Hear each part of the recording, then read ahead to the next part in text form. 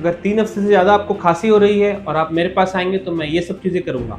Number 1, आपकी detail में history लूँगा। अगर आपको खांसी है, खांसी के साथ-साथ छाती में जकड़न हो रही है, तो अस्थमा की प्रॉब्लम हो सकती है। नंबर 2, एक्स-रे चेस्ट करके आपको ये पता लगाना ज़रूरी है कि आपको कहीं निमोनिया या कोई चेस्ट इन्फेक्शन तो नहीं हो गया है। नंबर 3, अगर आपकी खांसी रात में ज़्यादा हो रही है, लेटने पे बढ़ जाती है, तो कहीं साइनोसाइटिस का प्रॉब्लम तो नहीं है। नंबर 4, खाना खाने के बाद अगर खांसी बढ़ जाती है, तो कहीं गैस्ट्रोएसोफेजियल रिफ्लक्स डिसीज़ की प्रॉब्लम तो नहीं है। नंबर 5, अगर खाँसी में ब्लड आ रहा है या वज़न कम होता जा रहा है, तो कहीं टीबी या कैंसर की प्रॉब्लम तो नहीं, ये हमें सीटी स्कैन से पता चले।